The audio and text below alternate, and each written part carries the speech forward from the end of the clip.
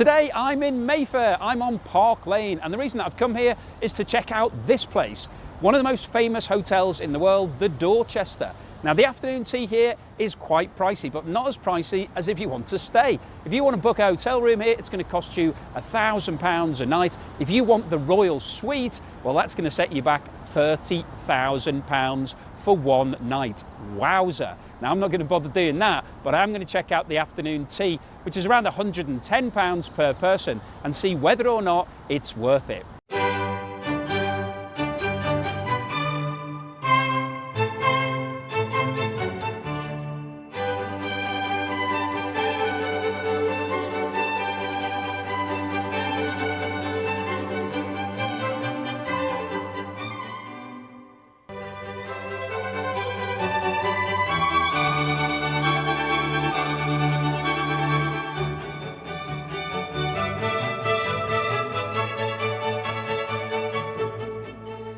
So here we are inside the Dorchester Hotel, and I have to say this place is very palatial. This is really, really upmarket. Has the feeling of a sort of 1920s sort of club where you see on the TV where people would come and hang out and the aristocracy would sort of enjoy their time. It's got that timeless feeling to it, very relaxed, got some nice music playing in the background, and it's a really nice private setup. So we've got a table for two here, you can see I've got a lot of space, a cameraman sitting on a chair, so it's really quite upmarket. So far, I have to say, it's scoring quite highly. It's a great first impression. So here's the menu. So we've got traditional afternoon tea. As I mentioned, it's £95, so it's really right up there. So this is one of the most expensive in London. I don't think there's anywhere more expensive than this. And as you would expect, there are lots of extras that you can have. You can have caviar, which if you go for the Beluga Caviar Extra, it's £325 on top of your £95. If you would like a glass of champagne, then you can pay £190 per glass, depending on what vintage you want to go for. And if you want a bottle, then it's going to be a lot more than that. But we're just having the afternoon tea. Now, I'll go through the menu of what's included when it arrives. But the teas here, it's not the biggest tea menu I've ever seen. So there are probably about 20 teas, maybe, something like that. And we were told that you can have 2 or 3. So a lot of other places it's unlimited. You can have as many different teas as you want. Here, I think it's sort of, you can have one with each course. So we'll order some tea. We'll get the afternoon tea started. But I wanted to say that the first impression, really, really good. Okay, so before the afternoon tea arrives, you get an amuse-bouche. Amuse-bouche is French for amuse the mouth. So this is basically just like a little free starter. So what this is asparagus and pea velouté, which is basically like blended asparagus and pea. Looks like a little smoothie, really, doesn't it? And it comes with this amazing. This is also asparagus and cream cheese, and I think this is like a sort of cracker bread. So she said have a sip of it and then have a bite of the little cheese thing. So have a little bit of this. So cheers. It's only a tiny little glass. Oh, that is really tasty. If you like pea and asparagus, that would be right up your street. That's exactly what it is. It just tastes like that. Let's have a little bite of this, which has got almonds on it as well. Nice. Oh, it's really delicious. The asparagus is it's got a sweet edge to it, the biscuit, so it sort of lifts it. It's quite a good compliment against the velouté itself. Oh, I have to say, as a starter, that is absolutely brilliant because it's a surprise, which is always nice when you come out for something to eat and when there's something extra that's not really on the menu. This isn't served at any other afternoon tea I've been to, so it's differentiating the Dorchester. I have to say, so far, presentation is amazing. This plate matches against these sort of things. It looks great, it tastes great. This is an absolute winner. So far, the Dorchester is really delivering. Okay, the sandwiches have now arrived. As you can see, they come on a plate. So this is them. So there's no tier as yet. We've got 1, 2, 3, 4, 5 different sandwiches. And the guy said to start at this end and work your way through to that end, which I quite like. It's always good when you get a bit of instruction. So we'll start off with the smoked salmon. So first of all, I always look at the filling to bread ratio, which I think is looking pretty good. You know, it's got a healthy amount of filling there. And I'll tell you what's in here because it's quite detailed. If I just refer back to the menu for a second, if I can find the page. Here we go. So this is 7&Y smoked salmon, horseradish, fennel, and pickled shallots on rye bread. So it's quite a complex sandwich. There's a lot going on in there. It looks good. It's a good size, probably about 3 or 4 bites in that, which I think is about right when you're coming to these lunches.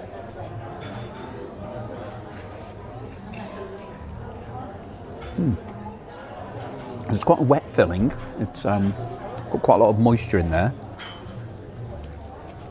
A classic combination of the horseradish and salmon. Tastes predominantly, I would say, of the horseradish sauce rather than the salmon. The salmon is just a subtle aftertaste, so really good. I don't like it if it's too fishy. It's a good start. Okay, next up we've got the classic cucumber. Let's have a look exactly what is in here. It is cucumber, lemon verbena and cream cheese on white bread. So once again, not a bad ratio of filling to bread.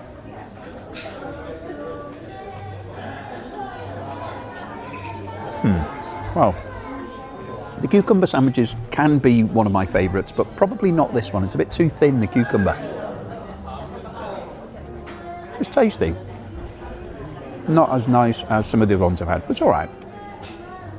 I wouldn't score them down just because of that, but it's not. There's a bit too much cream cheese and not enough cucumber for me. Now, this is one of the ones that our server got very excited about. And I'll just refer to see exactly what's in here.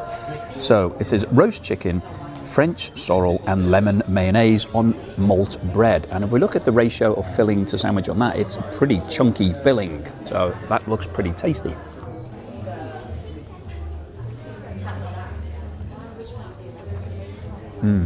That's nice. The chicken isn't overpowered by anything too wet, so it's quite a dry sandwich, which I like with chicken. I don't like it if it's got too much mayonnaise on there. That's really tasty. Yeah, that works really well. That's basically like a chicken salad sandwich, but elevated to a different level. That's not the sort of sandwich that you would make at home, which I think is always a nice thing if you come out to have things that are not easy to make yourself. Okay, next up, another classic for afternoon tea, egg mayonnaise. We'll just have a look at what exactly is in here. It's a Clarence Court egg mayonnaise and Meon Valley cress on white bread. So cress is the green part of that. You can see that the filling is huge compared to the sandwich, so it's mostly filling.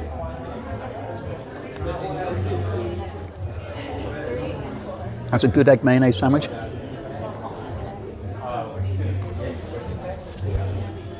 Pretty good. Now, the final sandwich was the one that our server got most excited about because this is ham and mustard. If I look at it, it's Dorrington ham, nasturtium and mustard mayonnaise. Now, he said that this ham is marinated for 24 hours in a variety of different herbs, and he said it's really subtle. You can see that it's quite pink, the ham. Looking forward to this one.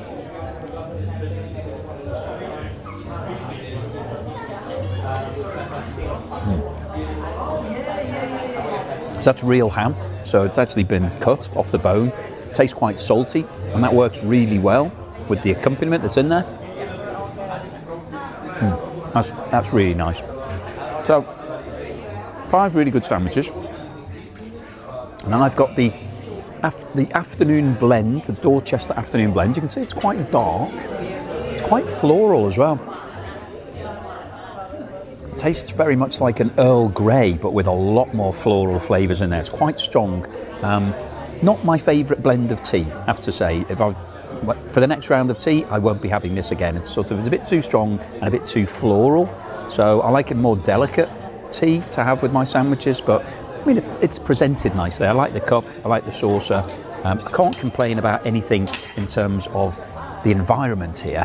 Just don't like the tea that much. But these sandwiches were a great start. See you again in a moment for the best bit of any afternoon tea, the scones. So, the cameraman just ordered a cappuccino, and it's come like this, which I think is really quite impressive. So if you just zoom in on that, cameraman, not too far, don't want to get it out of focus, but it actually says the Dorchester on the top in the cream. So, That's quite flash, haven't seen that before. We've also got a refill on the sandwiches, so you can get unlimited refills on the sandwiches, and I think on the scones, but not on the cakes. So cameraman's going to have that. I've just ordered myself a new tea. I didn't really like the first one, but this is a black vanilla tea. This is delicious, absolutely delicious. So really smooth black tea with just that hint of vanilla as a sort of aftertaste. Really, really lovely. So very impressed with the drinks. Let's see what the scones are like. Wow, well, we're still waiting for the scones to arrive, but in the meantime, another amuse-bouche type thing has arrived, and this is an Earl Grey raspberry and rose ice cream. So you can see that it's got sort of 3 different tiers to it here. It's on a lovely little plate, very delicate. I mean, it's just a small amount, but little things like this really differentiate, I think, the level of service and what you're getting for your money. So it's quite hard, this. You can see it's stuck to the floor. I might have to use my knife to actually get through that. There we go. Oh, let's have a look at this. So you can see the cross cut there. It's got the 3 different sections to it. It's a sort of, it feels like there's a biscuit involved in this, but maybe not. Let me put the smaller piece in, see what it's like. Really cold. Ooh, wow. It really does taste like Earl Grey tea, if you've ever had Earl Grey tea. And then you get this hint of raspberry and rose, and the white section sort of crunchy, crispy, very, very light. So it just disappears, just melts into your mouth. So wow, not had something like that before. Really special, really nice. Cleanses the palate before we get onto the jam and cream and the scones. So I have to say, that's a really nice touch. It's a bit of fun, it's a bit of theatre. I really enjoyed it, and I'm really looking forward to the scones. As you can see, the scones and the cakes have arrived, but I don't want to talk about them just yet because our server asked us whether or not we'd like another one of these Amuse-bouche ice creams. So we got refill on that as well, which is great. And what I forgot to mention last time is that the middle bit is a meringue. So you've got 2, it's basically like an ice cream cake sandwich, with the ice cream being on the top and the bottom and the meringue being in the middle. Now this is really quite delicious, quite delicate, a bit of fun, and if you're coming, well, why not get a refill? You might as well, it's all included in the price. So I'm going to crack on, finish my second one of these, and then we will talk about the scones. It is now time for the best bit of any afternoon tea, the scones. But just before we do that, it's the cameraman's birthday today. Happy birthday. And you can see that the latest coffee actually has happy birthday written on it. Really nice touch. So really quite impressed with the attention to detail here. Now the scones come, oh, I don't want to drop the whole thing, but let me just take them off here. Come in nicely wrapped up. It's like giving birth to a scone. And they're in here in this lovely little serviette. And we've got a fruit one and a plain one. So let me just put those back for a second. They're the cameraman's, not mine. Okay, so I'll start off with the fruit one. Now, as you know, the way to open a scone is not with the little knife. This is a funny little knife. It's almost like a letter opener. You've got to break it. So you've got to hope that you get a 50-50 break on the scone. That's not too bad, a bit heavier on the top than the bottom. We look at the scones, got quite a lot of fruit in it. Feels nice, it's a good size, not too big. Feels like it's going to be a good scone. Now, let's have a look at this. So we've got 2 jams and the cream. So clotted cream, looks like a good consistency. We'll have a look at that in a minute. And we've got strawberry jam and apricot jam. First time we've had apricot jam on any of the teas that I've been to. So let's dive in. Now, I've been told how to do this. I've been told off by somebody who was sending me some comments because I've been using this and then using the cream and they're all getting mixed in. So the way to do this is to decant the jam onto your plate like this. Decant the clotted cream as well, which is easier said than done because it's really sticky. So let's take that off there. So everything then goes onto my plate, and then I use my knife to put everything on. So I prefer to put the jam on first, so let's put the jam on here. It's a bit messier this way round, I have to say. Even though it might be the right way to do it, it does cause a bit of mess on the plate. Let's put a bit of this clotted cream on now. Clotted cream, it's a really good consistency, that. Sort of soft butter is really what you want, and that's a good consistency. That's a good proportion of each. Let's see what it's like.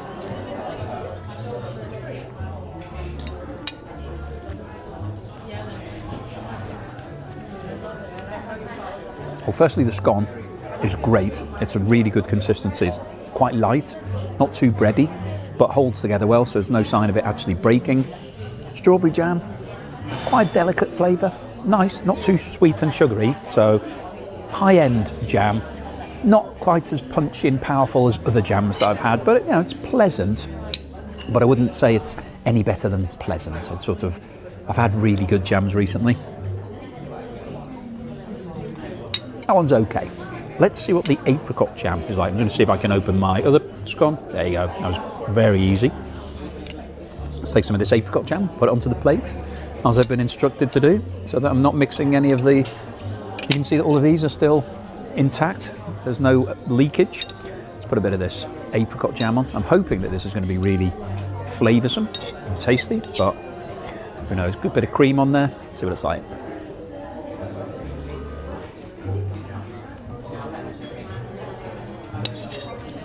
Interesting flavour.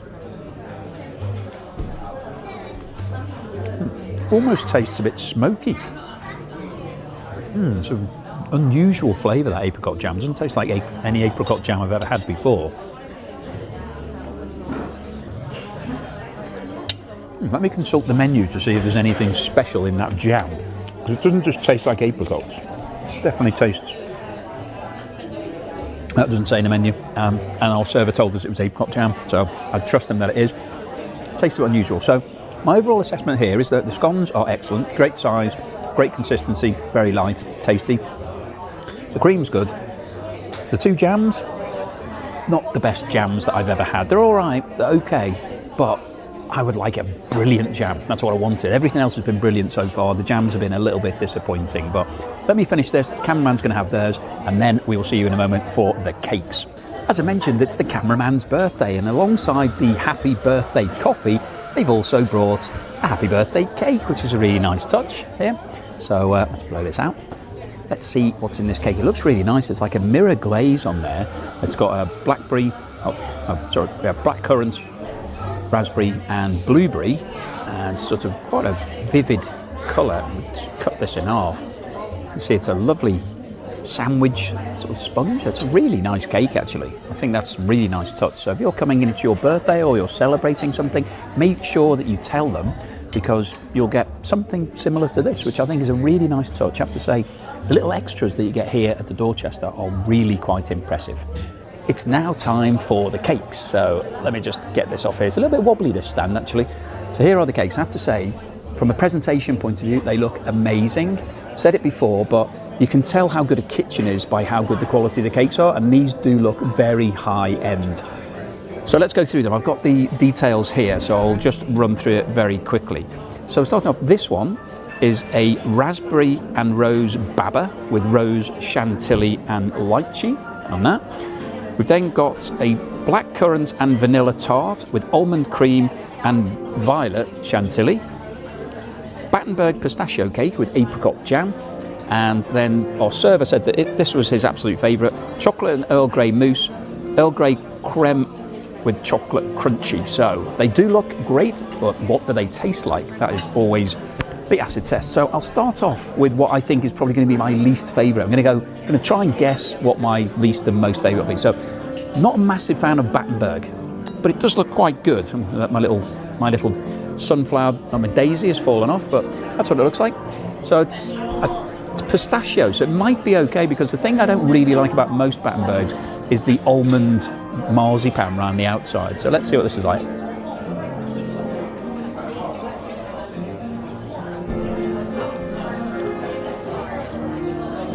So firstly, it's still marzipan. It still tastes of marzipan. It's just green marzipan. There is a hint of pistachio from the sponge. The almond is quite nice, the almond jam. As Battenbergs go, it's okay. I'm not a big fan, but I just don't like Battenberg. It's nicely presented. It's quite light, quite delicate. It tastes good. Okay, let's guess. Let's have a go at this one next. Oh, it's quite soft and slippery. Let's cut it down the middle and see what's in there. Okay, so we've got a sponge at the bottom, and then we've got a bit of raspberry, and then the cream on the top. So I think that's pop it all in.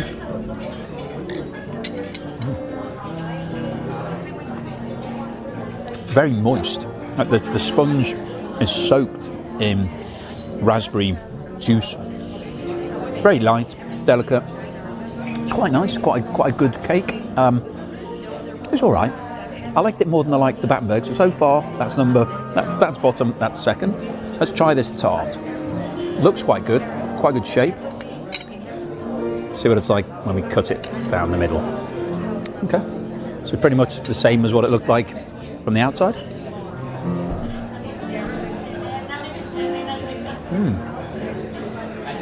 There's a really fruity flavour, really quite punchy. And the base, very light, it's like a light biscuit. Really good. It's quite a nice little treat.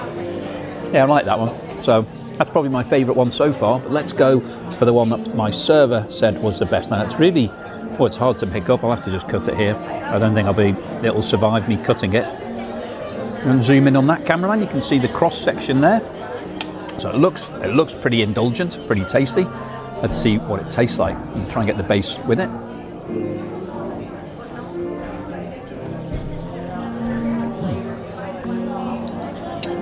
It's quite a punchy, strong chocolate cream all on the top of that. Just it melts into your mouth. Really strong chocolatey flavour. If you love chocolate, you really like that. It sort of tastes a bit like a cream cake, but a bit lighter and a bit chocolatier. So all four of those cakes were really good. In terms of my favourite, probably was that chocolate one, and then this one, then that one, then that one. But all good, and a really nice way to finish off this afternoon tea. So we're going to finish up here, finish these cakes. I'll see you at the end for the bill and the wrap up. Okay, so here we are at the end of the afternoon tea here at the Dorchester, and you can see you get a very impressive box to take home anything that you haven't eaten. Now, we got a refill on the scones, so there's only 2 scones in these boxes, but it looks quite good, doesn't it? It's quite impressive when you leave with your box. You can't get a refill on the cakes, unfortunately. So, what did I think of this afternoon? So I've got some more tea here, got some peppermint tea, which is very nice. Nice blend. So I've got the bill here. Let's talk about this and a few things that happened during this afternoon tea, and then we'll get on to the score. So here it is £95 per person. It is very expensive, and there's a 15% service charge on top of that. So that's another £28.50 on top of the £190 for the two of us. So the total £218.50. That is, I think, the most I paid for any afternoon tea so far. So it's definitely expensive. Was it worth it? Well, if we run through quickly, I think the nice little touches that they have here do differentiate this afternoon tea. Firstly, it's a great setting, really nice, very spaced out.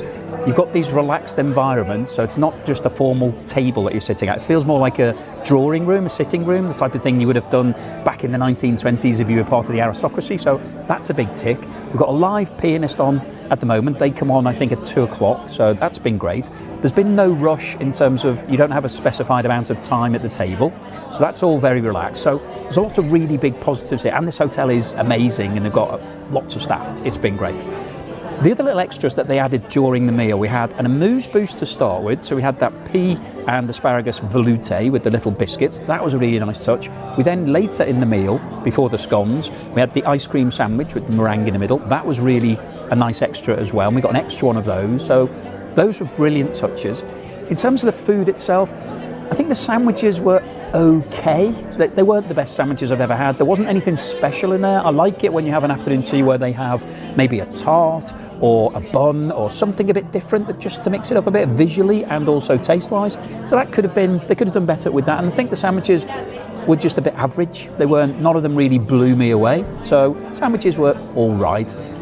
The scones themselves were good size, good shape, good consistency, nice and light. But the jams were a real letdown. They were probably one of the weakest set of jams that I've had of any afternoon tea, so really disappointed about that, because it's not difficult to get a good jam, whether you're making it yourself or buying it in. Just get better jams with nicer flavours, so could do better on the jams.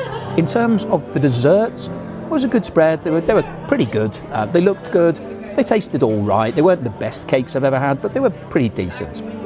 And the teas, we had a good variety of teas. Now, 2 issues I'd like to highlight. Firstly, the The server that we had started off very attentive, but then seemed a bit disappointed that we didn't get any extras like champagne or drinks or cocktails and sort of thing, and then became a bit elusive. It was quite difficult to get hold of. We were sort of waving, waiting for him, trying to catch his attention, to change our plates, to get some refreshments on the sandwiches, those sort of things. So the service sort of waned a little bit, and then just to make things worse, at the end when we got the bill, he said, "Oh, I've got to leave now, but I'll give you the bill." So he gave us the bill and then he left.